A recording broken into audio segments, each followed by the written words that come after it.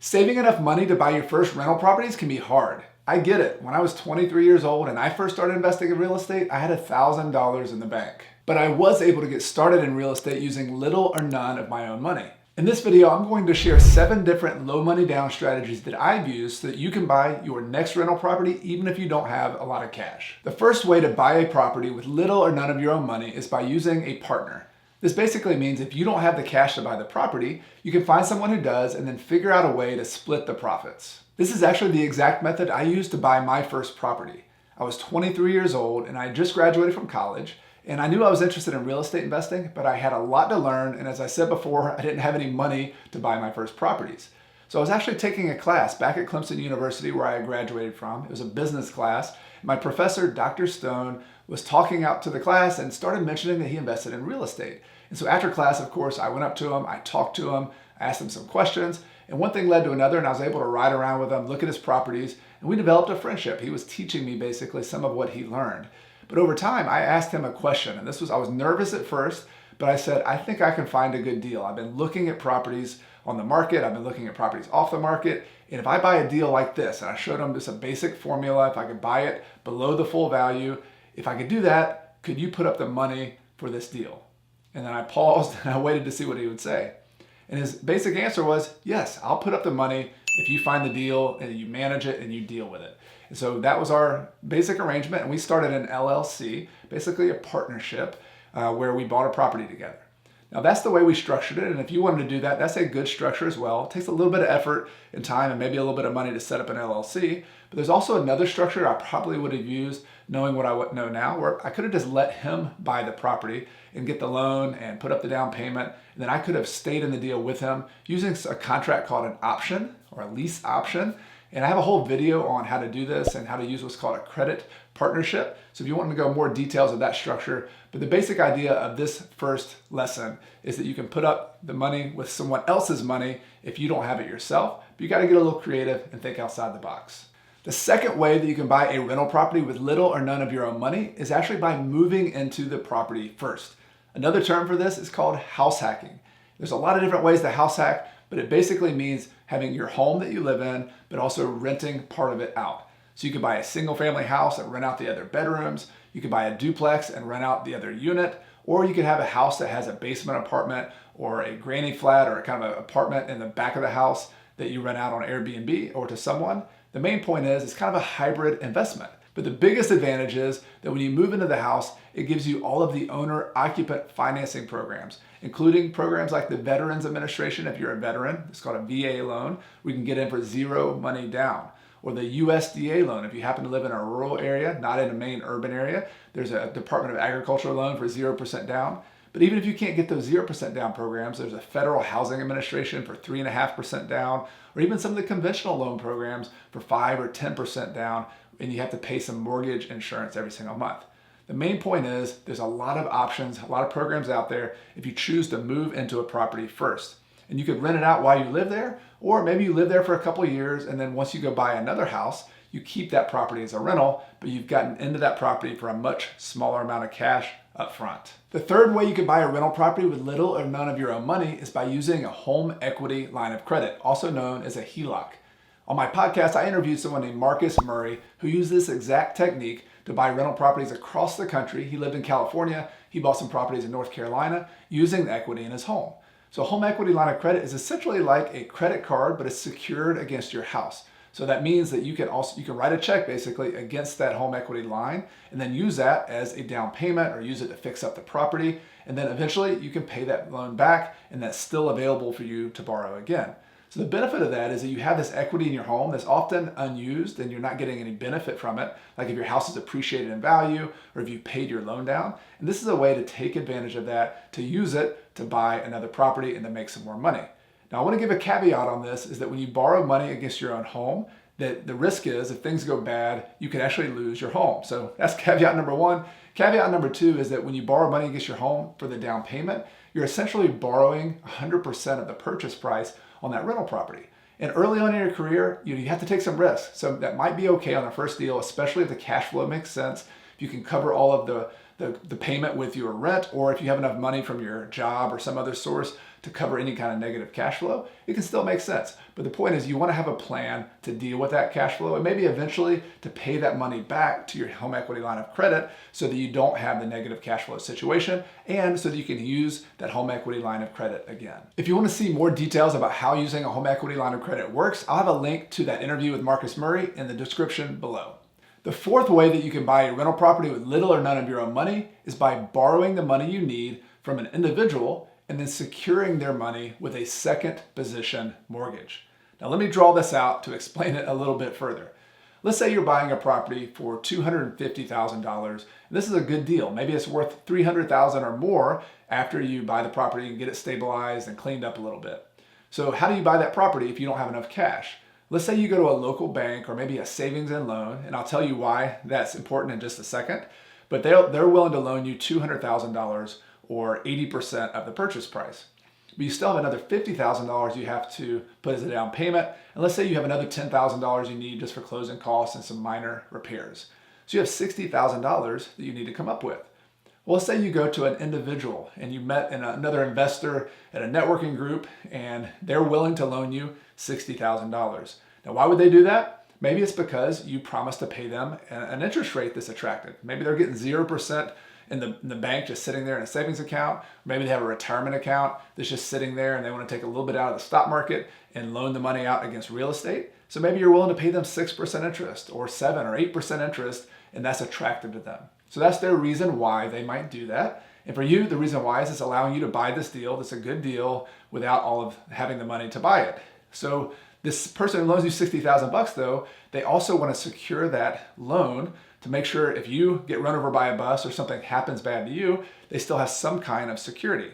And they could do that by recording a second mortgage or having the attorney or closing company record a second mortgage against that property. So what's that mean? That means the first lender, the bank, has the first position mortgage. If everything went bad and you stopped making payments, that first lender could take the property back and foreclose, but then that second mortgage would be wiped out. So what's that mean? That just means that instead of having one mortgage against the property like you typically would, now you have two mortgages. You have the local bank who's in first position, you have your private lender who's in second position, and you're going to be paying interest to both of them. And of course, the person in second position wants you to know that you're also paying the first position mortgage, because if you didn't pay the first position mortgage, they could foreclose on the property and they could lose some money. So there's some risk and there's some things for them to know about. But this is actually something I did a lot of early in my career. I found typically more savvy investors. These were investors who already bought real estate, who already bought investment properties, who understood what they're getting into, and it was worth the risk for them to get a little bit extra interest and to be involved in a property like I was buying. So it's not going to be everybody you meet, but this could be a technique that you could use. The thing you want to keep in mind though is the reason I said a local bank loan, a lot of lenders, typically conventional loans, the 30-year fixed loans that you're going to get, often do not allow you to have a second position mortgage. So you need to ask your lender, ask your mortgage broker whether that's allowed or not. But from what I found in the past, typically you're going to need to use either a local bank loan who has a little bit more decision-making capability, or maybe a private lender, or even seller financing to find out if that seller will then allow you to have a second mortgage. So definitely a technique to consider. There's some details you need to look into and some homework you need to do, but if you don't have enough cash, borrowing a second position mortgage can be a great way to get in early. But another caveat, just like I said on the last one, when you do this, you're essentially borrowing 100% of the purchase price, and you want to make sure you have an exit strategy for that. You either want to save up the money pretty quickly to pay that money back, you want to sell the property pretty quickly so that you can get that money back, or maybe refinance the property. And I'm going to talk about that in another lesson here in a second, where you can pay off the first and the second mortgage with a lower interest loan later on. The fifth way that you can buy a rental property with little or none of your own cash is by a strategy called the BRRRR Strategy. BRRRR stands for buy, remodel, rent, refinance, repeat. Now the way this works, let me give you some real numbers as an example. Let's say you buy the same property that I talked about earlier that's going to be worth $300,000, but let's say you get an even better deal and you buy it for $175,000. And that property needs some work though. You need to put $25,000, $30,000 in repairs into the property. So you buy it for $175,000, you put $25,000 into it, now you've got $200,000 in it, maybe you have some other closing costs and things like that. But you can then go refinance it after 3 to 6 months and get a 70% loan. So let's say that's like $210,000. So if you can get a 70% loan and all you have invested is $210,000, you can pull 100% of your money back out. So you've essentially done a no money down deal, but you had to start with getting the cash up front to buy it.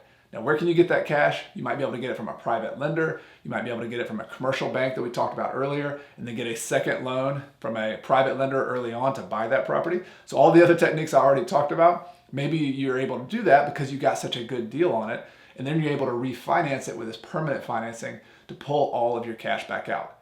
Now, the trick of BRRRR Strategy, it's a great strategy because you get to pull your money back out, do another deal, and I've done these deals before, and it's been great, and a lot of people are doing them out there. The key, though, is being able to find deals that you can get at a big discount. Is that easy? No, it's not easy. You have to look long and hard for that. You've got to really understand your local market. You've got to understand property values. You might have to do a lot of remodeling. But the point is, if you're able to find good deals, you can get in with no money down.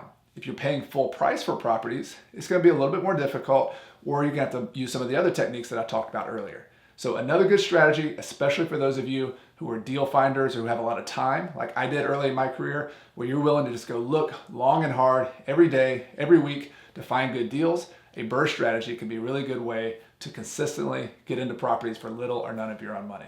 The sixth way to buy a rental property with little or none of your own money is a technique that I love, but very few people either know about or use, and it's called a master lease option.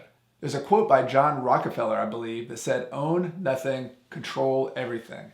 And this is very relevant to real estate and this technique I'm talking about, because you don't actually have to own real estate to benefit from the cash flow or the price appreciation of that property. You can use creative techniques called lease options, or in this case, a master lease option. Now, you're probably familiar with renting a property and having to sign a lease, so you're essentially agreeing to pay rent to somebody, but you might not be familiar with this idea of an option, which is sort of like a purchase and sale agreement, but the seller is giving you the right to buy the property for a certain price for a certain period of time. And so you're basically tying the property up. You're controlling the price. And so the price goes up in value. Let's say you have an option to buy it for $200,000, and the option price, the value of the property goes up to $250,000. You can make a $50,000 profit just by controlling the price of the property. Now, why would a seller do this? Let me give you an example. Let's say that you find a landlord who is kind of burned out. They're not doing a good job of managing their property. They've got a 4-unit building, and 1 or 2 of the units are vacant. And they had a bad tenant who moved out, and it's just trashed and dirty. And they're collecting rent on the other 2 units, but these other 2 units are vacant. And you happen to find them, maybe by driving for dollars and finding that building. And you talk to the owner and you make them an offer. And you say, what if I paid you the same amount of rent you're getting right now? Let's say they're getting $2,000 from those 2 units. I'll pay you that whole amount of rent for the entire building. Then I will clean up the property, maybe put some sweat equity into painting and cleaning up those other 2 units. But then they're allowing you to rent out all 4 units individually. That's called a sublease. That's why it's a master lease option. You're leasing the entire building and then subleasing out the individual units. Now, the benefit for the owner could be that they're not having to manage the property anymore and deal with it. And now they're just getting a check from you each and every month. And what's the benefit to you is that you might be able to get into this property for a very small amount of money. Maybe you could just put up a security deposit, just like you would with any rental. Maybe it's $1,000 or a couple $1,000, or maybe you could negotiate just having your sweat equity, that paint and the cleaning and everything you're doing to the property could be the deposit itself. Everything's negotiable when you're working directly with a seller. But you've got to find opportunities like that to talk directly to the seller. That's the key here. But understanding how this technique works and being willing to make that offer. Somebody's not going to say yes to something unless you ask them first and foremost. So I have gotten deals just like this done in my career, and especially early in my career. And if you want to know how to do it, I have an old video that I made on YouTube talking about all the details of how a master lease works, giving you a more detailed example. You can check that video out in the video description below. The 7th and final way that you can buy a rental property with little or none of your own money is a technique called buying subject to the mortgage. Now, I'm going to explain this by explaining a typical transaction and then a subject to transaction. Normally, when you buy a property, you go to a closing, the seller is going to sell you the property, and if they have a mortgage on the property, you come up with some capital from a new loan or your own cash, and then the closing attorney or the closing agent uses that money to pay off the loan, right? That's a very typical situation. Well, the subject to situation, instead of paying the loan off, you still go to a closing, you still get a deed to the property, but the seller agrees to leave their loan in place. and you as the buyer start making payments on their mortgage. Now, of course, this is not a typical situation. Who would do something like this? It's often somebody who is a little bit more motivated. Maybe they're about to go behind on their mortgage and they've lost their job. Maybe they have some kind of health situation. Whatever it is, they're probably motivated that they're going to start missing payments on their mortgage, or maybe they're already missing payments. So you being willing to make their payments and do it quickly is the benefit in their case. Now, why would you do that? The benefit is that you could get in for very little. There's no qualifying or a down payment requirement because you're not going to the bank and trying to get a loan. You're taking over payments on this existing mortgage.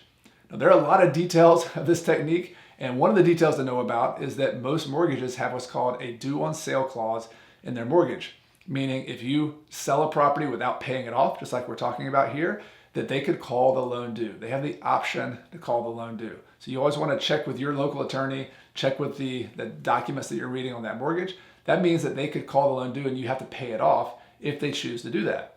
But the practical reality is that in some cases, they don't ask you to pay the loan off and you can continue making payments on that mortgage. If you want more details about how this technique works, I actually have another older video I made on how to buy subject to the mortgage, and you can check that out in the video description below. But one of the key points I made there, and I haven't done a lot of subject to deals recently, I did a few of those early on in my career, but one of the things that I was adamant about was being transparent with everybody in the transaction.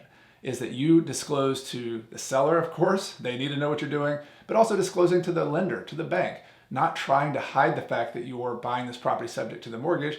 Let them know, send them a certified mail, let them know about it. You're not trying to hide this transaction. I think that's the key. You get into trouble when you're starting trying to hide things and put them in trust and not letting anybody know about it. No, be upfront, let them know about it. If they're gonna call the loan due, that's just a risk you have to take. And most of the time they don't call the loan due, but you need to be aware of that, be willing to refinance the property, willing to sell it if need be. That's the key with a subject to transaction. But check out that video for more details. Again, another technique, thinking outside the box, being a little bit more creative for a way to buy a rental property with little or none of your own money. You've now heard 7 different techniques that I have to buy a rental property with little or none of your own cash. But there's one final point, and this is an important one that I also want to make, and it's this, that buying a property with little or no cash is actually a risky thing over the long run. On your first deal or two, we all have to do what we have to do. You've got to get into a property, you've got to get it done. The long-term benefits can be huge taking that risk. But if you consistently buy properties with little cash, one of the problems is you have no cash reserves. That if things go bad, if you have a recession, if you have a long vacancy period, if you have a big heating and air unit that goes out, and if you're on very tight margins with very little cash in the bank, that could be a big problem.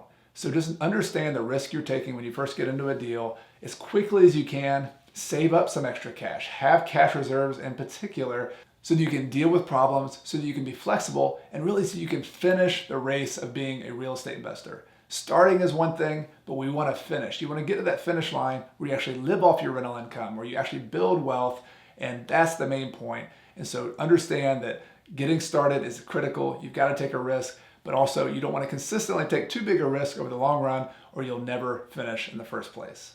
So I made this video for those of you who are just getting started in real estate investing because I know coming up with the cash to buy a property is one of the biggest hurdles. But I also know there's other things you need to think about and there's other ways to get started in real estate investing. So I actually have another video that you might enjoy with 5 different ways to get started in real estate investing. So check that video out. There'll be a link in the video description below and also somewhere here on the screen as well.